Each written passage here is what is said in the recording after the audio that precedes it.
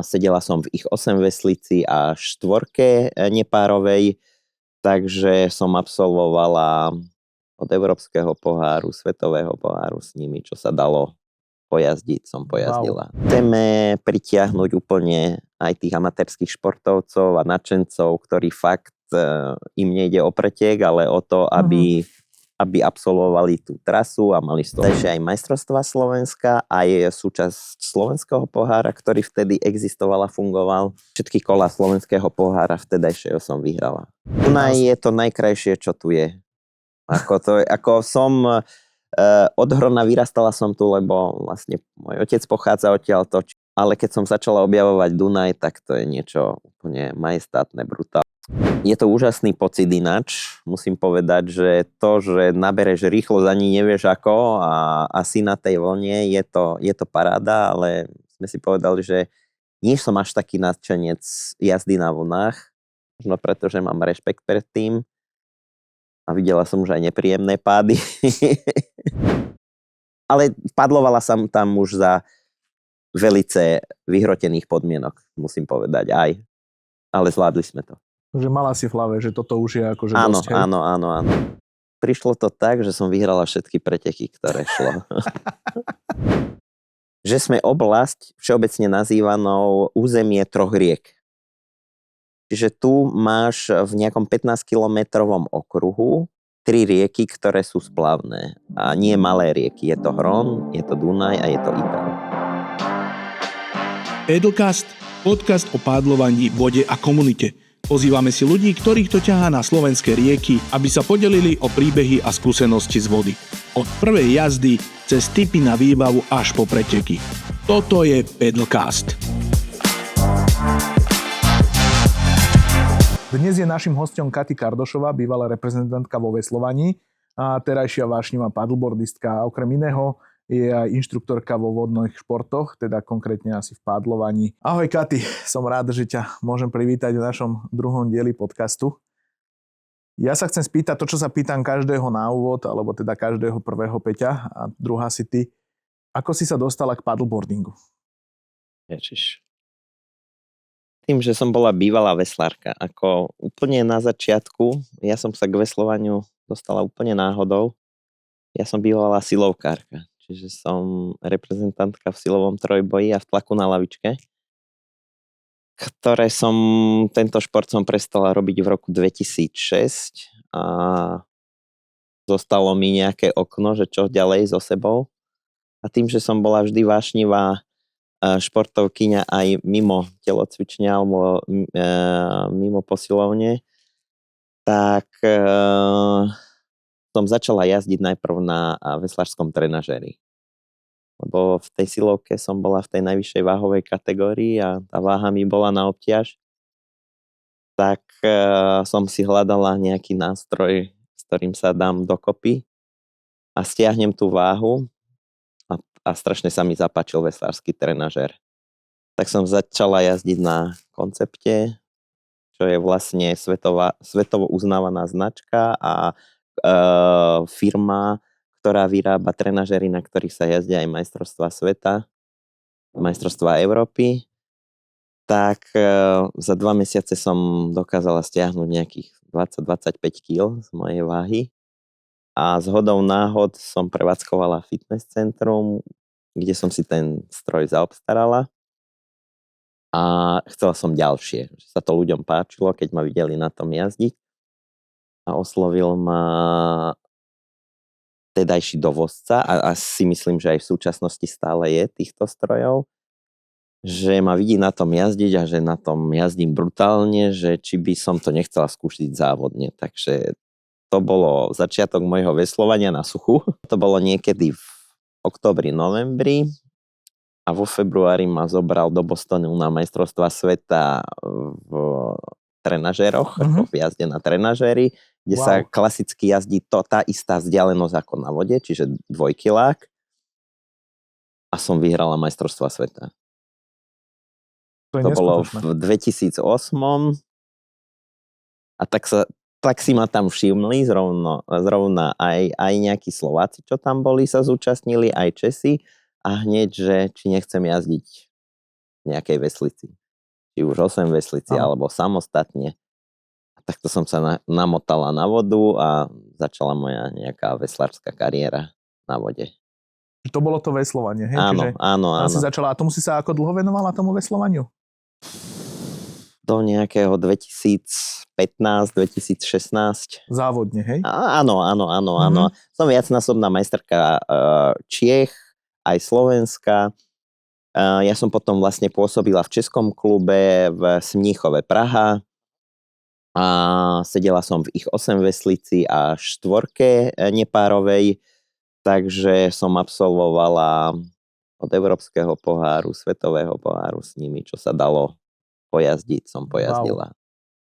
Ako v singloch som sa nepresadila, lebo single je vlastne skiff, sa to volá odborne.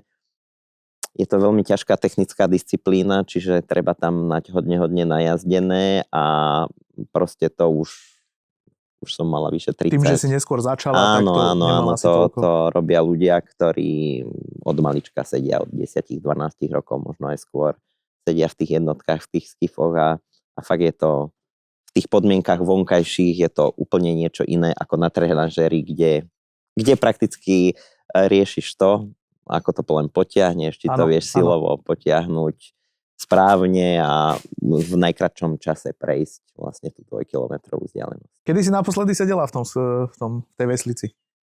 Veľmi dávno, už teraz, možno aj 10 rokov dozadu, kvôli tomu, že mi začali nejaké problémy s kolenami a vadilo mi to, ako tým kolenám to nerobilo dobre. Čiže už ani trenažér teraz? Nie, už aktívne nejazdím ani trenažér, jediné, čo už aktívne jazdím je paddleboard. No a teraz poďme k tomu paddleboardu. Kedy si sa dostala k tomu paddleboardu, ako to bolo? Viem, že som bola medzi prvými na Slovensku, ktorí sme si do toho čuchli, do tohto športu. Je to asi tak už 10 rokov dozadu. Prvú akvamarinku som si kúpila asi z niekadeľ z Insportlineu. To, čo najľahšie som našla tam, alebo vlastne ani nebolo veľa. Ešte tých dĺžok boli tam možno nejaké 2 druhy, tak jeden z toho. A tým, že som už bývala tu blízko Hrona, takže som to nemala problém chytiť, čo v ruke preniesť, lebo to bola doska lahučka. Čiže to bolo tak, že si vlastne len si povedala, že toto by som vyskúšala. Áno, tým, že tá veslica už tu nešla, nedalo sa mi, ja som si ten závodný skiff, na ktorom som sama trénovala, predala a vlastne Hron nie je tu na to ideálny, ako na tých priehradách alebo na držiach, čo na Hrone vytvorili sa to dá, ale tu nie. Tak som si musela prispôsobiť nejaké plavidlo, ktoré je tu vhodné na to. Takže tak prišiel paddleboard, hej? Prišiel paddleboard, áno. Že klasika, široká akvamarinka. No a tak poďme sa trošku zorientovať. Sme teraz u teba v kempe, ktorý máš v Kamenine. Robíš aj splavy, organizuješ, nie len na paddleboarde, ale aj na kajakoch. Áno. Tak poďme dať dokopy, že prišiel paddleboard a vlastne z toho si sa dostala už do tejto ďalšej sféry, alebo...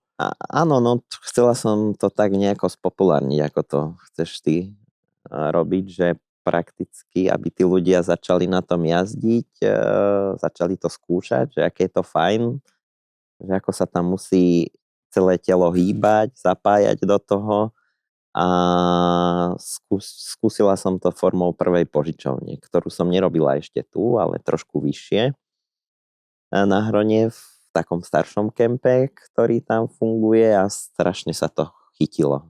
A tam si mala požičovňu paddleboardu? Áno. A kajaky do toho ako prišli? Tak postupne, alebo tam som sa zoznámila s terajším nejakým obchodným mojim partnerom, ktorý sa zase venoval divokej vode a morským kajakom. Môžem povedať, že možno, že to je jeden z najznámejších vodákov na Slovensku. A nejak sme si sadli a spojili sme svoje sily. Ja som povedala, že naďalej chcem spopulárniť a venovať sa paddleboardingu. A on povedal, že sa stále chce venovať tomu kajaku a týmto veciam a že vytvorme na Spodnom Hrone nejakú požičovňu. A ja som tu mala, tento priestor, ktorý sme zmenili, alebo ktorý som ja zmenila na kemp a súčasne sme vytvorili vedľa toho požičovňu. Čiže už to teraz takto normálne Áno, funguje. áno. Dobre, a teraz začala si chodiť na paddleboarde, začala si ho popularizovať, začala si požičiavať paddleboard, robiť si asi nejaké Áno, kurzy. a hneď ako som začala jazdiť, tak niekde na mne vyskočilo na sociálnych sieťach, že sa uskutoční nejaký prvý pretek na paddleboardoch, bolo to na Teplom vrchu. Áno. Jeden z prvých tých priekopníkov unáč bol Peťo Oroz, vlastne on to organizoval, robil tam súčasne s tým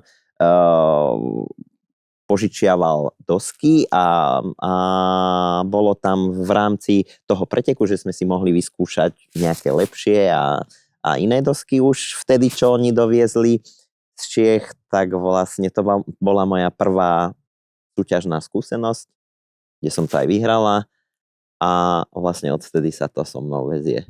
Wow. Tak spontánne to išlo všetko. Áno. Super. Na Teplom vrchu viem, že tam boli jedného času aj, to bolo klasifikované ako vtedajšie majstrovstvá Slovenska. Áno, boli to vtedajšie aj majstrovstvá Slovenska, aj súčasť slovenského pohára, ktorý vtedy existoval a fungoval. Ale... To boli ktoré roky? Netuším. Teraz je 26, no minimálne tak dobre pred covidom pár rokov, čiže nejakých 2018 to mohlo byť. Nejak v tých 2017, 2018, nejak tak. Dobre, a môžeme to teda nejak zosumarizovať? Lebo viem, že to nebol jediný krát, čo si vyhrala tie preteky. Že sa ti darilo v tom športe vtedy? Áno. Že ako si to mala? Prišlo to tak, že som vyhrala všetky preteky, ktoré šlo. Dokonca aj v Čechách. Medzi prvými pretekmi boli na Brnenskej priehrade, čo robili Aleš Kuchinka s manželkou, vlastne reprezentovali firmu Kiboko, ktorá bola jedna vtedy z takých tých prominentných výrobcov českých dosiek popri Tambe, čiže mám absolvované v Čechách, myslím, tento brnenský pretek a všetky kola slovenského pohára vtedajšieho som vyhrala. Wow. Čiže môžeme povedať, že vlastne ako keby prvé preteky a prvý pohár už ako taký. Áno. A úplne prvé a druhé majstrovstvá Slovenska. Wow. Ktoré už sa robili potom v Bratislave. Už aj tie ako keby tá druhá éra toho paddleboardingu, hej? Wow, super. A to bolo všetko ešte na tej nafukovacej doske, alebo kedy si prešla? Áno, to bolo ešte všetko na fukovačky, až keď dobre viem, už majstrovstvá Slovenska na zemníku už boli na pevnej doske. Už si išla na pevnej doske. Áno. Super. No a poďme naspäť k tebe, k tomu kempu, k tej požičovni.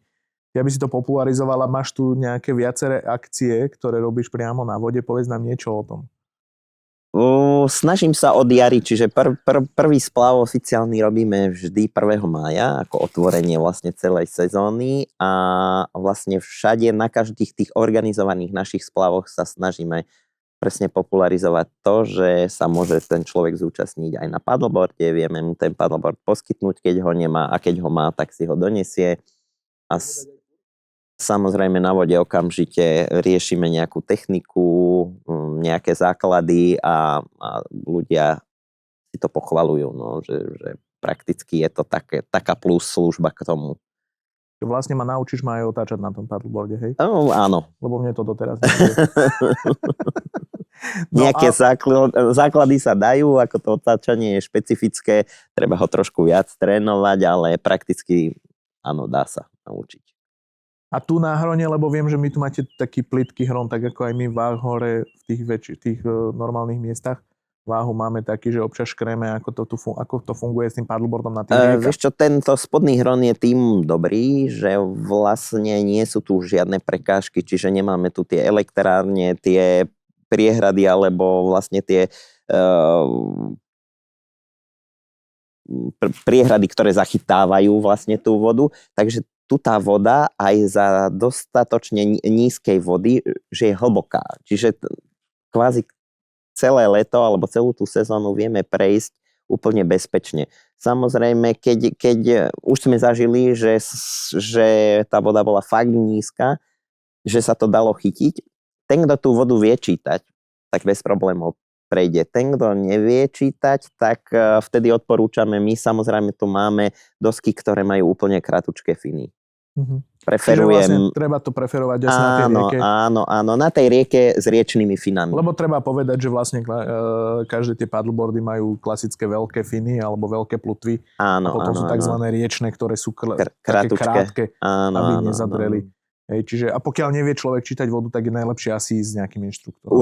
Určite, alebo fakt, že keď si vidí miesta, kde nie si istý, tak úplne dole na kolena a prejsť to na kolenách, aby proste si neublížil. Takže je to také odporúčanie. No a ty tu robíš také dve akcie, ktoré sú ako keby známe v okolí a také dve nosné asi. A to je v podstate Dolnohronský maratón a Trojriečie. Áno. Poďme na ten maratón, to je asi tá súťažná časť. Áno. Prakticky ho budeme mať 3. ročník tohto roku. Okolo minulý rok už bolo nejakých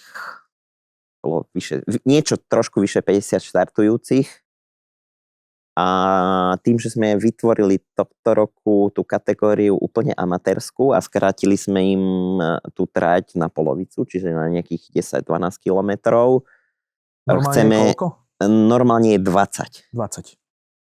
Chceme pritiahnuť úplne aj tých amatérskych športovcov a nadšencov, ktorí fakt im nejde o pretek, ale o to, aby absolvovali tú trasu a mali z toho možno dobrý pocit, že prešli nejakých 10 kilometrov s tým, že sa medzi nich možno zamiešajú aj tí profesionálni pretekári. Alebo...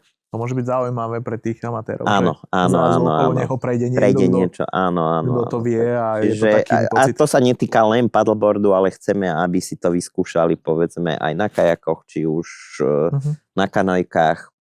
Čiže máš disciplíny, že okrem paddleboardu tu máš aj kajaky. Áno, kajaky a kanojky. A spustili sme ešte tohto roku, že keď by sa to nazbieralo, tak aj 4 rafty.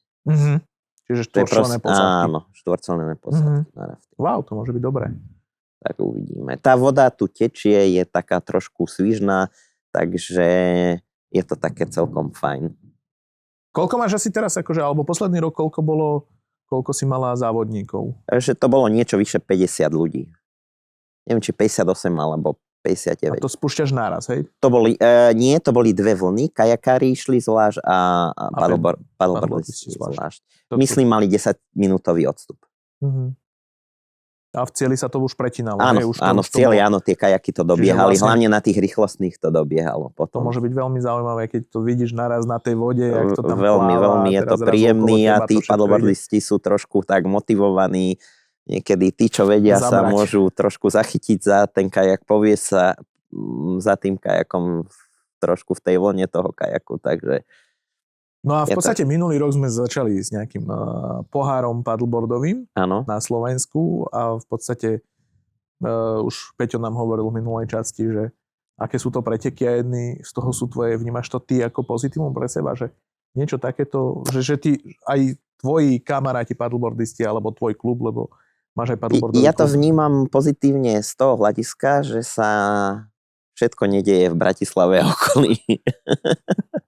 Ale že kvázi aj ten vidiek dokáže niečo usporiadať, že aj vidiek a okolie sa môže postaviť na tú dosku, že není to výsosť len veľkomiest alebo proste tých väčších komunít, kde sa tých viac vodákov otočí, ale že to môže byť aj na takýchto miestach a som strašný zástanca toho, aby sme presne celoplošne propagovali ten vodácky šport. A máš v tom Dolnohrodskom maratóne takú komunitu, lebo napríklad ja mám na Paddle Cupe komunitu, že tam chodia ľudia, ktorí to majú ako keby taký, sú to amatéri, majú to ako keby taký svoj head, že to zdolám, na konci dostanú tú medailu, je to pre nich také určite aj tu. Že nepotrebujú zbierať tie body, ale proste idú si to užiť, lebo je tam zrazu 50 ľudí na vode a proste je tam nejaká komunita, ktorá nejako funguje. Určite to vnímam tak, že aj že chodia vlastne ľudia alebo známi aj z môjho okolia, ktorí si tu chcú vyskúšať a už len preto, aby to zdolali a nie preto, aby zbierali body. Ale samozrejme prídu ľudia, ktorí vyslovene potom zbierajú body a sú do toho športu zažratí. Ako Peťo. To zase prišlo len z Bratislavy. Subklub ide. No a potom vlastne sa stretnú asi všetci u teba a tu už je poriadna party, hej. Áno. A povedz mi ešte niečo, mňa sa veľmi páči tá druhá akcia, ktorá nie je závodná, teda, ak sa nemýlim. Áno. A je to trojriečie. Áno. To sa mi páči, tak skús to tak. To vlastne celé sme spáchali s tým mojím kamarátom, s ktorým máme tú požičovňu, že sme oblasť všeobecne nazývanou územie troch riek. Čiže tu máš v nejakom 15-kilometrovom okruhu 3 rieky, ktoré sú splavné. A nie malé rieky. Je to Hron, je to Dunaj a je to Ipel. A že čo keby sme spravili akciu, kde každý deň sa splavuje iná rieka. A vlastne večer sa vždy vrátime, vždy je nejaké posedenie, občerstvenie. Tí ľudia, ktorí vlastne rozmýšľajú možno podobne, alebo sa majú ten koníček, tú vodu, sa môžu porozprávať. Sme vo vinárskej oblasti, naliať si pohár vína a cítiť sa dobre. Čiže vlastne prvý deň ideme Ipel, alebo Hron? Prvý deň je zaujímavosť, začína to v piatok večer, večerným splavom Hrona. Wow, čiže vlastne už nejdeme ten Hron tak ako na Dolnohronskom, že si ho splavíme, ale je to niečo iné. Áno, je to iné. Väčšinou vyberáme taký 10-12 kilometrový úsek, ktorý je bezpečný, aby tam nebolo veľa prekážok a ide sa normálne za úplnej tmy. Že čo máme, lampiony, baterky, hej? Sú len, svetlo má len vlastne prvý, ktorý to vedie, ten náš prvý inštruktor a ostatní sú označení len tými vlastne svetielkami prakticky, ktoré sa nalomia a vlastne, aby sme videli každého.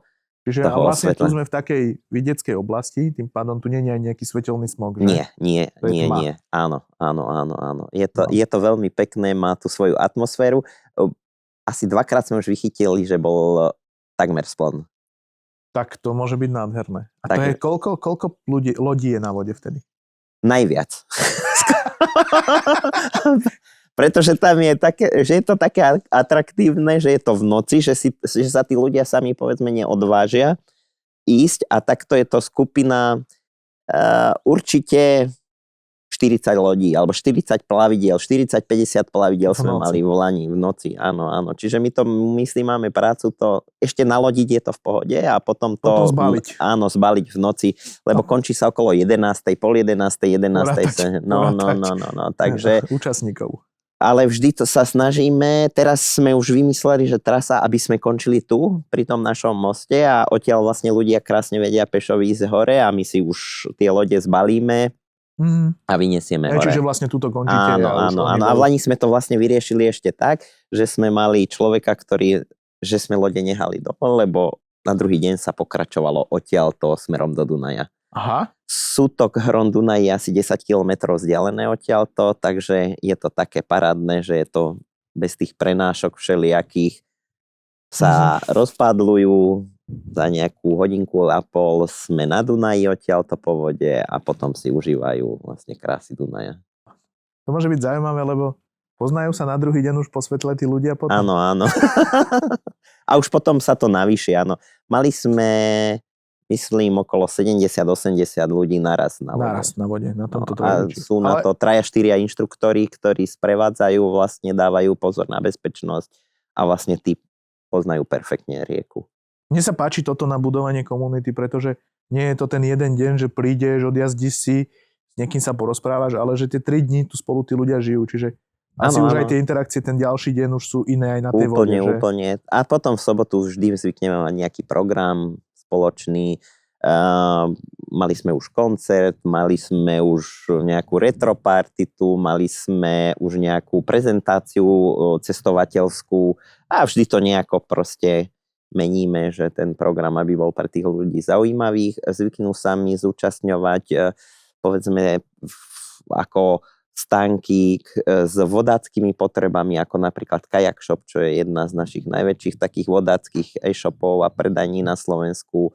Zúčastnil sa už aj výrobca drevených dosiek z Moravy, Martin, čo robí Cafeboard.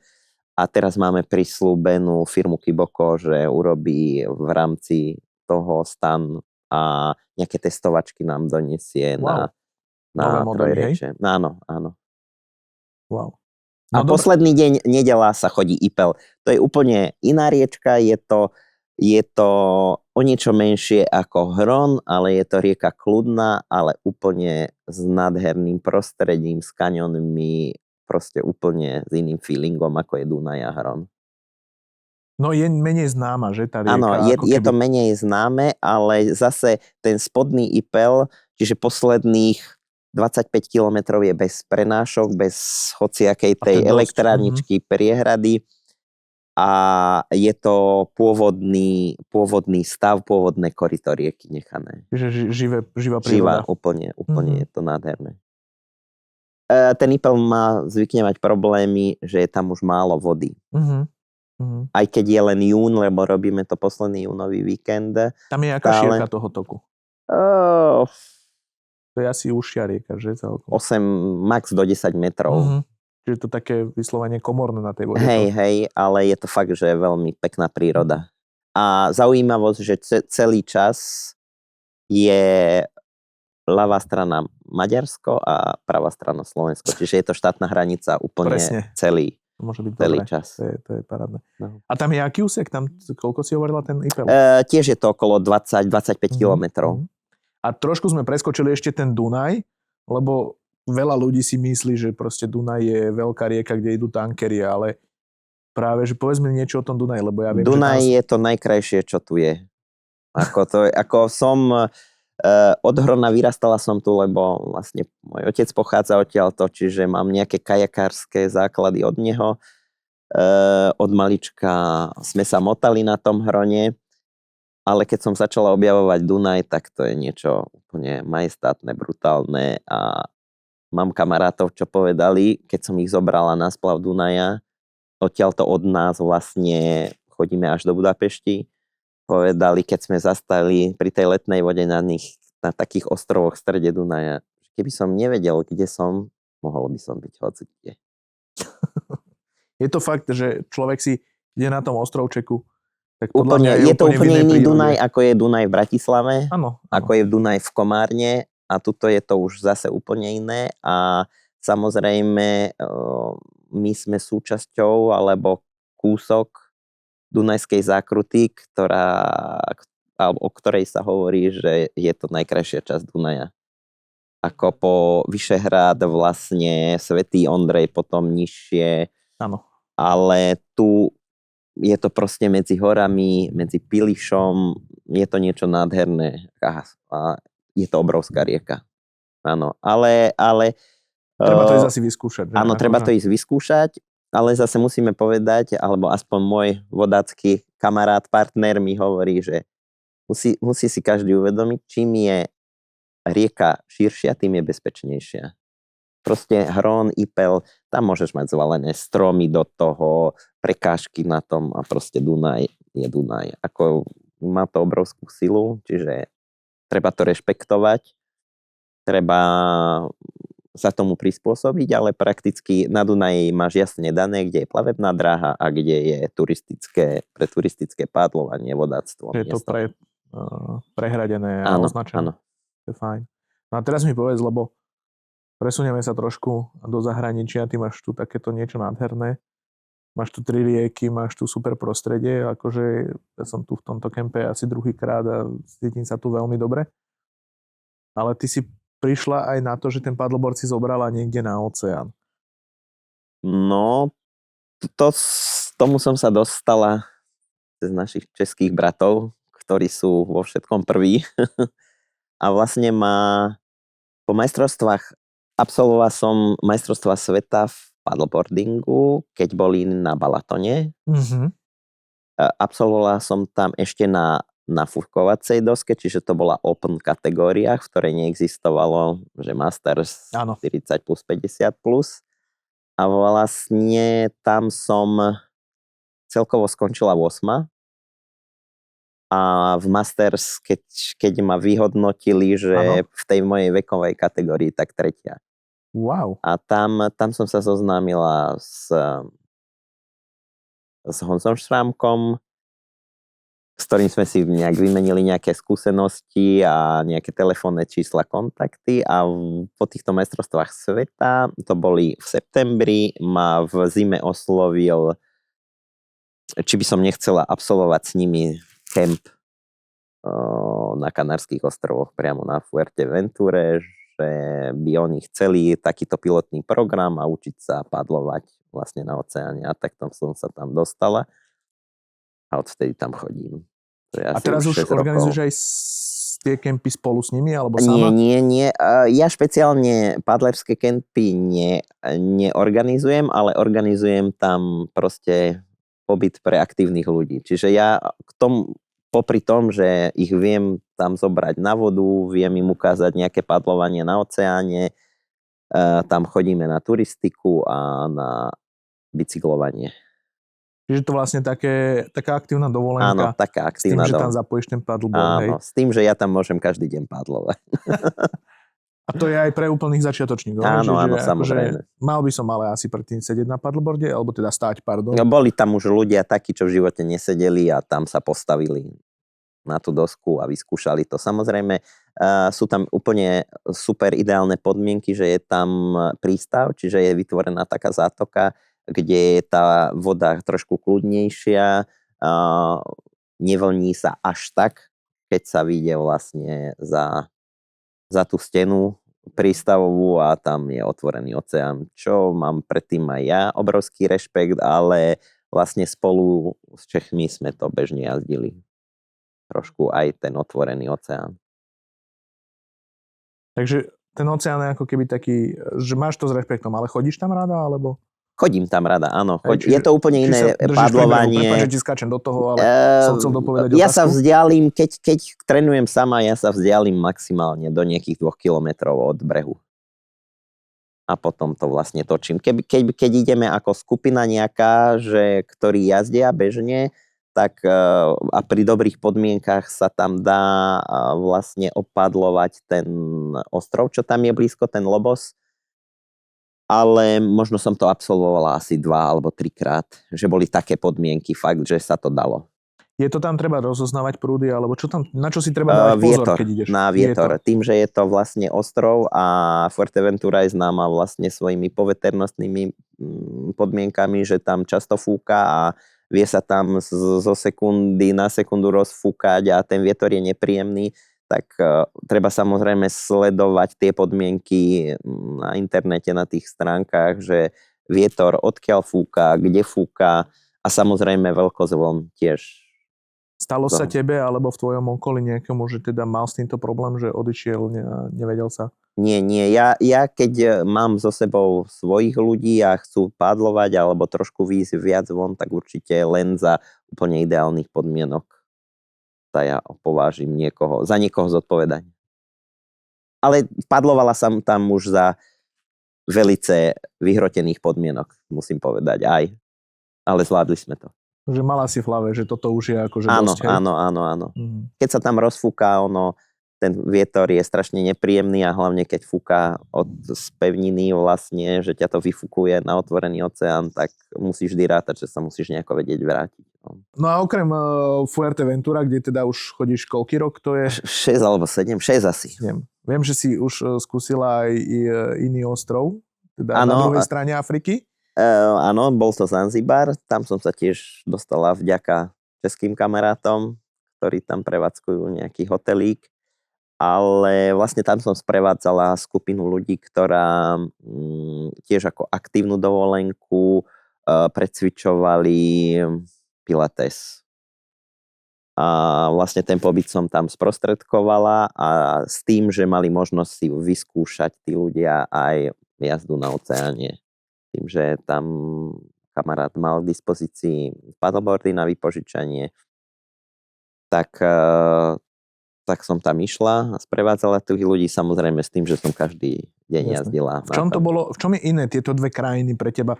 Myslím teraz, poďme sa rozprávať o tej vode. No v prvom rade Kanárske ostrovy sú Európa. Je to pre nás príjemnejšie. Po druhé je Afrika. Je to nádherné, ale úplne niečo iné. A oceán vlastne na Fuerte je príliv odliv, ale nie je tak veľký, ako je to na Zanzibare. Tam boli dni, keď sa kvôli odlivu nedalo výjsť na vodu, že to bolo tak strašne ďaleko. Aha. Nám zmizla voda. Proste zmizla voda a povedzme už potom blízko boli nejaké útesy a tak ďalej, takže to nebolo bezpečné, aby som vyšla na tú vodu. A Afrika je oveľa teplejšia, čiže nie sú tam ideálne podmienky, povedzme, na taký tréningový mód, že povedzme, keď si to ráno do tej 8 neodtrenuješ, tak je tam strašne teplo. Aha, čiže vlastne budíš ráno, no večer už je... Večer už zase nie a ešte k tomu tá voda je tiež brutálne teplá. Uh-huh. Čiže to také, že idem sa vymočiť. Áno. Teda, tam... idem sa kúpať, nejdem sa vymočiť. Takže to bolo taká skúsenosť s tým, je tam, hovorím, ten oceán je nádherný, príroda nádherná, ale z tréningového hľadiska, keď chcem trénovať, určite, že Fuerteventura dáva podmienky. A čo pre teba znamená tá jazda na vlnách, alebo ako keby si pamätáš na nejakú svoju prvú vlnu, alebo tak? Je to úžasný pocit ináč. Musím povedať, že to, že nabereš rýchlosť, ani nevieš ako a si na tej vlne, je to paráda, ale sme si povedali, že nie som až taký nadšenec jazdy na vlnách, možno preto, že mám rešpekt pred tým a videla som už aj nepríjemné pády. A väčšinou všade jazdím na požičaných doskách, si neberem tú svoju, tak mám rešpekt aj pred tým, aby som to nerozbil. Ono treba povedať, že vlastne tie vlny vznikajú väčšinou niekde na nejakých útesových veciach. Presne tak, tam, kde sa zmení vlastne dno, že sa nám dno zrazu zdvihne a vlastne na tom zdvihnutom dne sa tá vlna zväčší, vysunie sa hore. Že ten pád, keď je, tak okrem toho, že ťa tá vlna zomele. Presne tak, vlastne... môžeš sa trošku dochrámať. No. No a teraz nemáš rada vlny, tak čo chodíš robiť na ten oceán? Nemám rada vlny, nie, že nemám rada vlny, ale vlastne ja si nevychutnávam až tak tú jazdu na tých vlnách. Chodím skúšať a trénovať si tie iné podmienky. To, že tá voda nie je hladká ako u nás, ale že tá voda žije a že sa vlní a tie vlny sú niekedy aj metrové, aj 1,5 metra a vlastne sa dokážem na nich udržať. Prvýkrát, keď ma na to postavili, tak som za 10 minút spadla 20 krát a povedala som, že čo tu chcem. Proste to sa nedá na tých vlnách stáť na doske, pádlovať. A asi druhý deň, no ja idem domov asi. A na tretí deň proste to prišlo. Že stojíš na tom a tvoje telo začne reagovať na to, že tá voda nestojí, že nemáš hladinku, ale sa v kúse hýbe a že to telo začalo vnímať, ako sa má správať na tej vode, že proste... Musela si dojsť do toho stavu. Áno. Tým pádom ty chodíš asi vzdialenosti, robíš áno, viac presne ako tak, ja samotách? tam chodím, také jarné rozvesľovanie je to pre mňa. Alebo rozpadlovanie, nie rozvesľovanie, rozpadlovanie a ja sa tam snažím objemy nejaké, aj keď poslednú dobu nepretekám, ale je to pre mňa také úplne...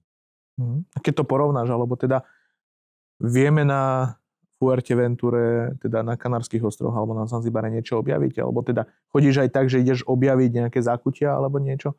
Či toto skôr ideš akože po tom tréningu ty? Áno, ja idem po tom tréningu alebo po tom rozpadlovaní, ale potom, povedzme, po tom tréningu sadnem na bicykel a prebicyklujem si celý ostrov. Kde ťa to viacej baví? Týchto dvoch krajín? No určite, že kanárske. Áno. Čiže vlastne aj si mi povedal na začiatku, že jedno je Európa, druhé je Afrika. Čiže asi nie si úplne na ten africký kontinent zvyknutá. Nie, a hovorím, že kvôli tomu, že ja som tiež ten typ aktívnej dovolenky, takže v tom brutálnom teple sa tam cez deň veľmi, okrem vody alebo nejakých poznávacích vecí nejakým autom alebo maximálne na nejakom mopede, tam nevydržíš. A je to, tak Fuerteventura je, alebo teda Kanárske ostrovy všeobecne sú známe, že tam všetci chodia na tie paddleboardy, hej? Áno, chodí tam dosť reprezentácií trénovať, áno, väčšinou tam. A ako je to na Zanzibare?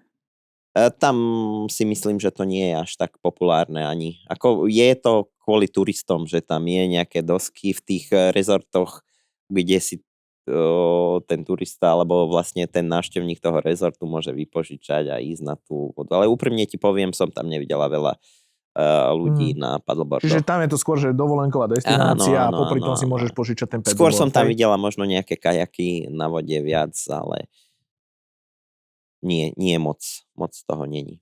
OK. No a na tej Fuerte, alebo stále hovorím Fuerte, lebo vlastne ty chodíš na Fuertu. Áno. Ale tam chodia viac menej paddleboardisti, čiže máte tam aj tie interakcie s tými zahraničnými pretekármi a podobne. Áno, stretávame sa hlavne s talianskými alebo s tými španielskými, čo chodia z kontinentu tam vlastne trénovať. A potom tam chodí strašne veľa ľudí trénovať alebo vlastne využívať ten vietor, čiže všetko, čo má plachtu. Čiže či kajty, či foily, či tie wingy, alebo proste všetko týchto moderných doskovo-plachtových športov.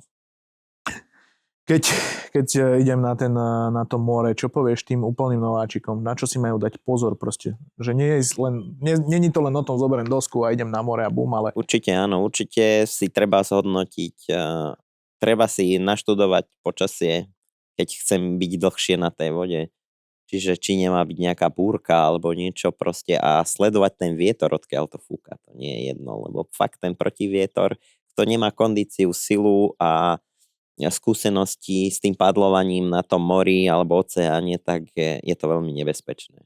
Čiže buď sa držať viac len pri brehu, alebo keď už sa niekto odhodlá ísť niekde ďalej, tak určite, že niekto musí vedieť o tom, alebo ísť minimálne vo dvojici a dať vedieť, že vlastne kde idem, kde sa chystám, aby vedeli, že kde ich hľadať. Tento rok si bola na Fuerte, tuším 20 dní si mi hovorila, že skoro mesiac. Dá sa na to zvyknúť?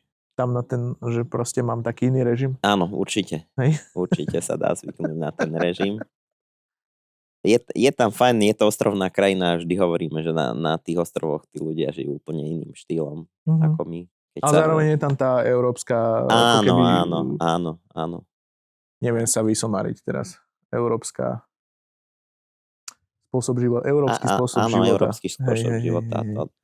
Takže na to sme zvyknutí a ako teraz prvýkrát sme mali príliš veľa veterných dní, čiže možno niekedy bolo, že 6 dní za sebou, že som nevedela výjsť na vodu.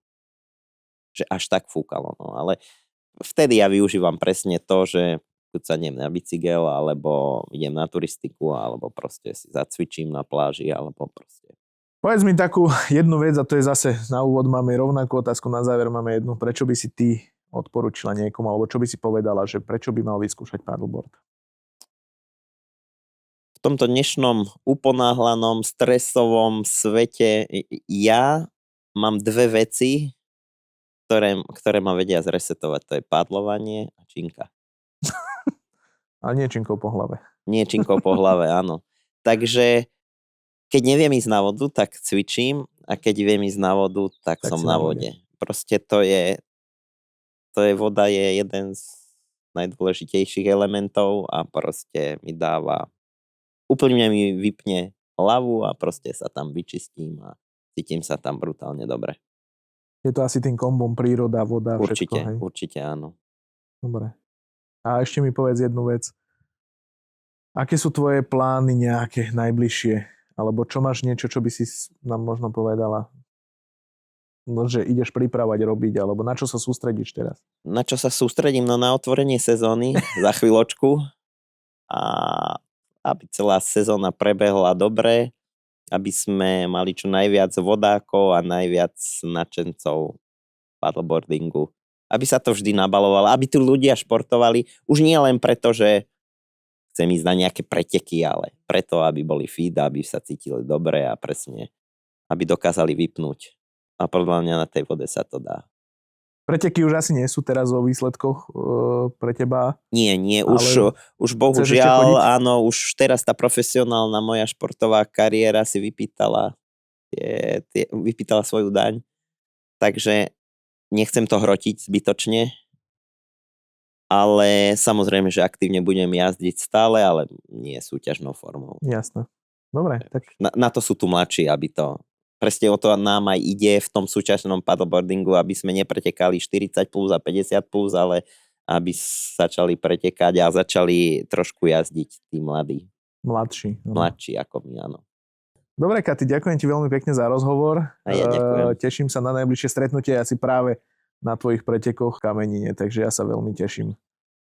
Ďakujem. A ja, ďakujem pekne. Ďakujem, ahoj. Toto bol Paddlecast, podcast o pádlovaní, vode a komunite. Ak ťa niečo zaujalo, napíš nám, radi si prečítame tvoj názor. Nezabudni sa prihlásiť na odber, aby ti neunikla ďalšia epizóda. A ak máš vlastný príbeh z vody, ozvi sa, možno budeš ďalší host.